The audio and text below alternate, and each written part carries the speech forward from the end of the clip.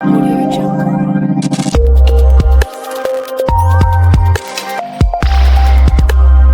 आजच महाराष्ट्र त्रिलोक न्यूज चॅनलला सबस्क्राईब करा आणि बेल आयकॉन अवश्य दाबा. समस्यामध्ये जर उतरायचं असेल तर आमचं धोरण एवढंच आहे की आपला नाता संबंध फ्रेंड सर्कल मित्रपरिवार एवढा मोठा आहे की इतर पक्षांमध्ये सगळं विविध असं विस्कलित झालंय. तर त्याच्यामुळे आम्ही एक मनामध्ये आमच्या सर्व मिळून मित्रपरिवार दोस्त असं आमच्या मनात आलं की एक आपल्याला संघटना पाहिजे, एक ग्रुप पाहिजे आपला, जेणेकरून आपण एकत्रपणे सर्व जे स्थानिक समस्या असतील ते एकत्र मिळून आपण सोडवू शकतो. विविध पक्षांच्या माध्यमातून ती समस्या सुटत नाही. जसं शेतकऱ्यांच्या तुम्ही बघितलं आम्ही पाहत असतो, असं जसं आपण आता एक 10 दिवसापूर्वी लोढाचा एक प्रश्न आपण सॉल्व्ह केला. जवळजवळ 20-25 एकर जागा त्यांनी ॲक्वायर केली होती, म्हणजे अशीच गुरुचरण काही गावकरी. तर अशा बरेच ठिकाणी जे प्रश्न आहेत ते मोठं बलाढ्य पक्ष हात घालत नाहीत आणि ते विषय नेहमीच तसेच पडून राहतात आणि शेतकरी मात्र हा देशोधडीला लागतो. तर अशा प्रश्नांवर मात करण्यासाठी आणि आपले महाराष्ट्राचे दैवत छत्रपती शिवाजी महाराज यांचं जे विचार धोरण आहे ते चालतं. म्हणजे जसं याच्यामध्ये आम्ही असं ठरवलं की कुठलाही समाज आणि जातवेत वगैरे असं काही ठेवलं नाही संघटनेमध्ये. छत्रपतींचे जे विचार धोरण आहेत त्या धोरणावर आम्ही चालणार आहोत. आणि जसं बघितलं तर मुस्लिम समाजाचे लोक देखील त्यांच्यासोबत स्वराज्यासाठी साथ दिली होती. जसं काशीवरनं ब्राह्मण राज्याभिषेकला आले होते. तर असं आमचं एक मनामध्ये आलं की असं आपल्याला काहीतरी केलं पाहिजे, जेणेकरून संघटनाही मोठी होईल, ग्रुप देखील मोठा होईल आणि लोकांच्या समस्या पण मोठ्या प्रमाणात सोडू शकतो. थोडक्यात तुमचं या ठिकाणी मला म्हणजे बोलण्याचं असं लक्षात आलं की विविध पक्ष असतात, त्यांच्या विचारधारा वेगवेगळ्या असतात आणि लोक त्या विचारधारेच्या सोबत असतात, तेव्हा त्याच पक्षाचं धोरण असतं, त्याच्याच सोबत राहावं लागतं. मग अशा वेळेला तुमचं असं म्हणणं की सगळ्या पक्षाचे लोक तुम्हाला चालतील आता? बरोबर बोललात तुम्ही, कारण चालतील तर ही एक आमचा ग्रुप आहे, ही संघटना आहे आमची. तर याच्यामध्ये आम्हाला विविध पक्षाचे लोक देखील आम्हाला कॉल आलेत. चंद्रपूरवरनं कॉल आला, नागोठणा, पुण्यावरनं कॉल आले. जे आम्ही जसं व्हायरल केलंय, हा ग्रुप आम्ही खोलतो.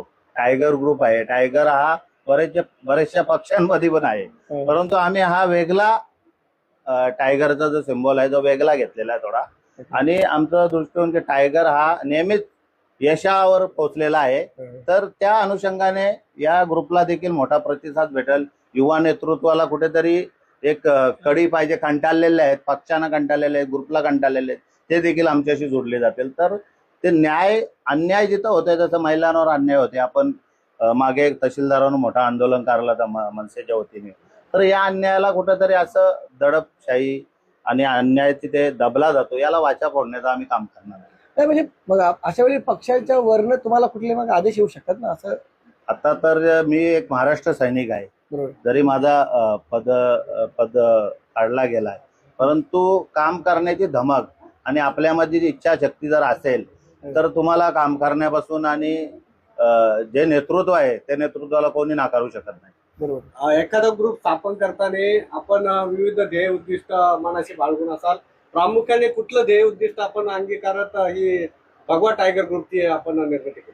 कसं आहे की आपलं एक वैयक्तिक जे आपण बोललो की मित्र परिवार आणि विविध पक्षांचे मित्र आहेत, पण आपण एकत्र येत नाही. तर त्याच अनुषंगाने आपला नाता देखील मोठा असतो. तर या अनुषंगाने या ग्रुपच्या माध्यमातून एखादा प्रश्न आपल्याला त्याचं न्याय निवारण करताना येत नाही, मग अशा माध्यमातून आम्ही सर्वांना एकत्र घेऊन त्याचं न्याय निवारण करू शकतो आणि 100% याचा रिझल्ट आम्ही लावू शकतो. पण आज पदाधिकारी देखील तुमच्या सोबत आहेत, यामध्ये त्यांच्या नियुक्त्या करण्यात आलेल्या असं मला समजतं या भगवा ग्रुप? आज आम्ही जसं मी अध्यक्ष आहे भगवा टायगर ग्रुपचा, तसे उपाध्यक्ष म्हणून आम्ही अमल कोलेकर पाटील यांची नियुक्ती करत आहे. तसेच आमचे आता संजयजी तन्ना आहेत, जे माझे सकाळी आधी आम्ही काम करत होतो, ते बीजेपीत आहेत. मग त्यांना आम्ही त्या सचिव पदावर नेमणूक केलेली आहे. त्याच्यानंतर विविध ठिकाणी जो पॉवरफुल कॅपेबल असेल पदाधिकारी, मग तसं आपले संपादक मध्ये पत्रकार बंधू असतील, त्यांना इच्छा असेल, किंवा याच्यामध्ये ॲडव्होकेट आहेत दुबे म्हणून आणि आमच्या इथले एक पावशे म्हणून आहेत, त्यांना देखील आम्ही सहभागी म्हणजे 4-5-6 असे ॲडव्होकेट वकील आहेत, त्यांना देखील या संघटनेमध्ये आम्ही घेतलेले आहेत. आणि जसं आपले राजाराम पाटील साहेब आहेत, असं आमचे राजूदादा पाटील आहेत, असे अभ्यासक आणि आमदार देखील याच्यामध्ये आम्हाला मार्गदर्शन राहतील.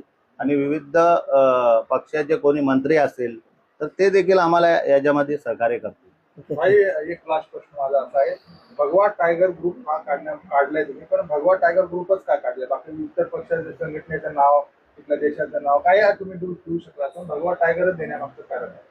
कसं आहे, खुकार जर असेल तो भगवा टायगरच खुकार असतो आणि तोच झेप घेतल्यानंतर तिथला न्यायनिवारा करू शकतो. त्याच्यामुळे आम्ही हा भगवा टायगरच निवडलाय. तर याच्यामध्ये सदस्य व्हायचे असेल कुणाला तर त्याच्यासाठी काय म्हणजे सदस्य फी आहे का, किंवा त्यासाठी त्यांनी काय केलं पाहिजे कुणाला व्हायचं असेल? सदस्य होण्यासाठी कसं आहे की कुठली फी आकारली जाणार नाही, कारण आपण ग्राउंड लेवलमधून चाललेलो आहोत, तर ती आपल्याला एक जाण आहे. आणि फीज ठेवल्यानंतर काय होतं, थोडीशी कातावीची कसबूज होत राहतो, परंतु आम्ही निस्वार्थ ते करणार आहे. आणि विनामूल्य. कोणतीही फीज न विनामूल्य आहे आणि ते तुम्ही सदस्य होऊ शकता. आणि आपली काय समस्या आहे ती देखील आम्ही ऑनलाईन असेल किंवा पत्राद्वारे असेल, पोस्टाद्वारे असेल, ते त्या ग्रुपमध्ये आम्ही मागू शकतो. आणि येणाऱ्या काळात त्या व्यक्तीला देखील तेवढाच न्याय मिळेल अशी अपेक्षा आमच्याकडनं केली. तिचा निवारण आम्ही 100% करणार. सर्वप्रथम नमस्कार, जय महाराष्ट्र. आज आपण पाहत आहात की भगवा टायगर ग्रुपचा अनावरण सोहळा होता आज, आणि रामदासभाई पाटील आपले भगवा टायगर ग्रुपचे अध्यक्ष आहेत.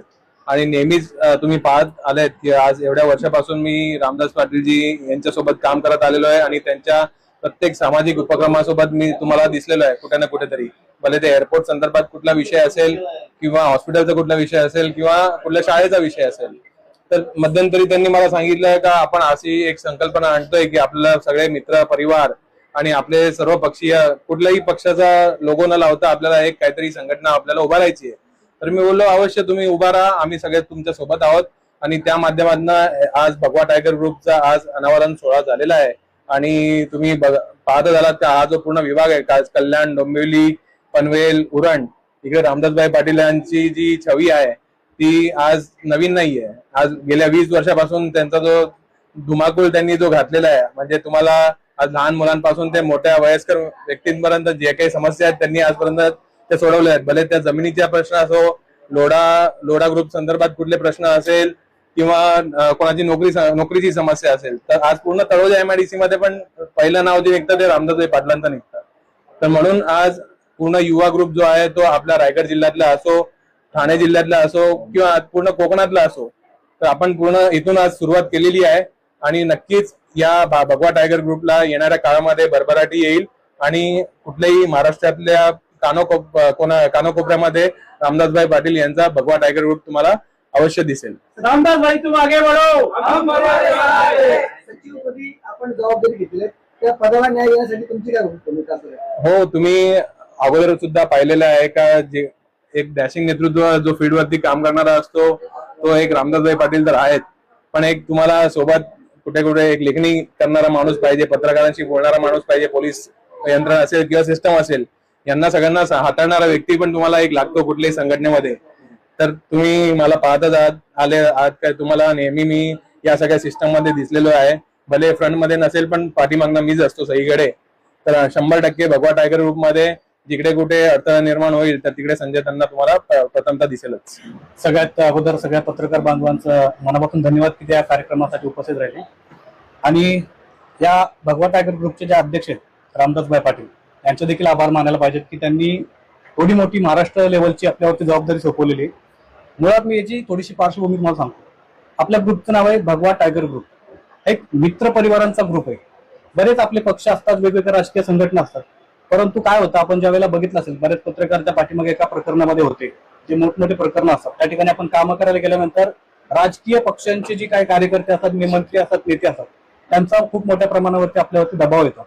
त्याच्यामुळे मित्रांचा आपण एक मित्र परिवाराचा ग्रुप आपण असा बनवायचं ठरवलं होतं, जेणेकरून कुठल्याही समस्येवरती कुठल्याही दबावाशिवाय आपण बिनधास्तपणे त्या ठिकाणी जाऊन लढू शकतो आणि तितक्याच हिमतीने त्या समस्येचं उत्तर देखील, समाधान देखील आपण शोधू शकतो.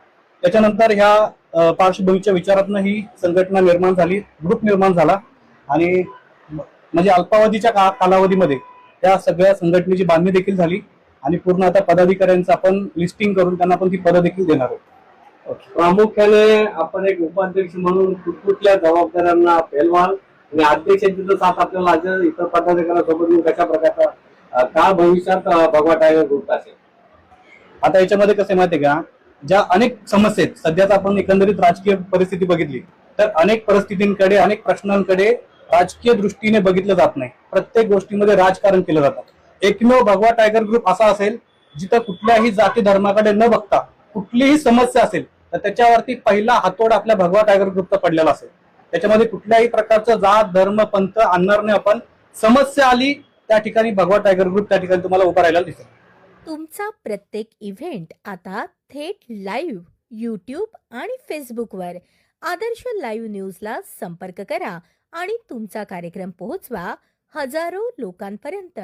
संपर्क अक्षय कांबळे 96 19 88 00 95 आणि 96 53 11 95 23.